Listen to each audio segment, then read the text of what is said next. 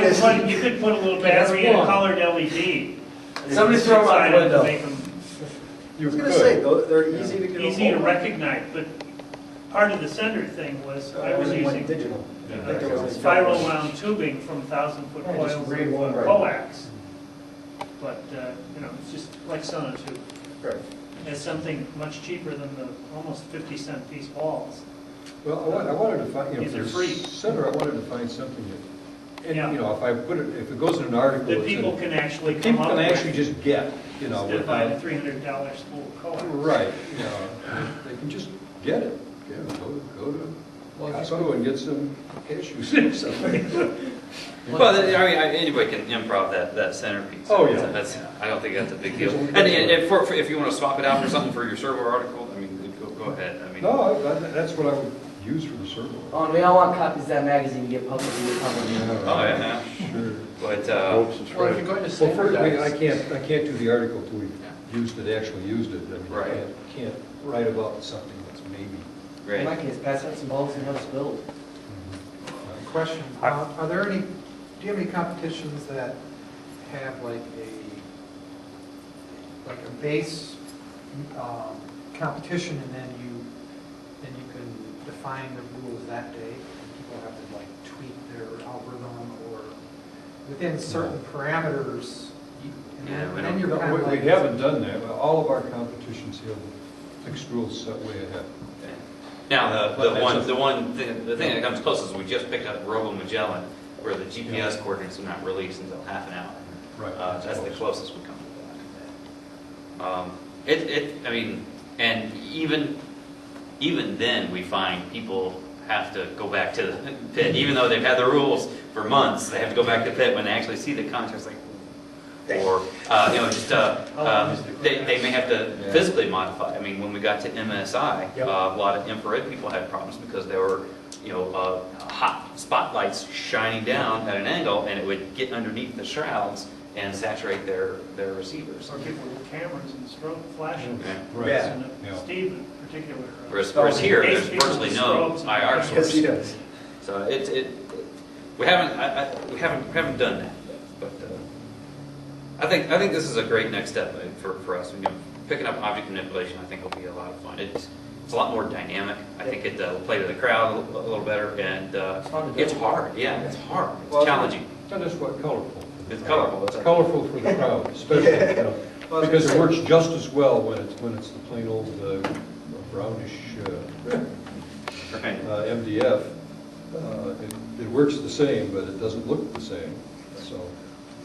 Plus, to me, it's the next, it's another level above mini sumo. That's the competition I'm usually in. That was about the most manipulative game contest we had. And still, it was just push your opponent out the ring. So this gives you a lot more to think about. This thing is also big enough for both Lego and non-Lego. Right. Yeah, Yeah, we wanted to absolutely. make it as big as we could. I think the first robots we'll see will be Lego robots. It will be. I think so, and Next month. this is made as When do you large. announce the rules? What? This is going to be for the fall. I hope we have a robot for fall. As a demo. I'm going to try something. It might just toss the balls around. So the question is, does anyone want to try this next meeting, October? You want to try it in September? Because if we're going to have it in October, it would be pretty nice. Yeah, to To give practice. it a shot, at least to do a demo kind of.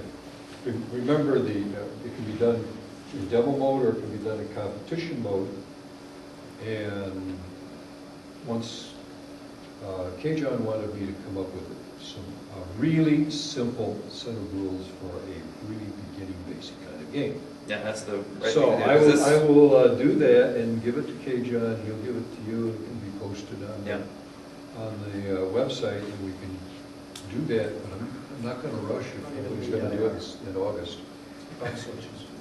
You know, August is a terrible time because of all the For vacations. real basic stuff. Keep it simple. Right. So if I hear two people who Keep say, running around the I'll edge bring a of the ball. robot, we'll do it. Or at least I'll try. Once I turn there, One. the switch opens. Now I know to turn that way, dump the ball. Only hear one now. Are you trying?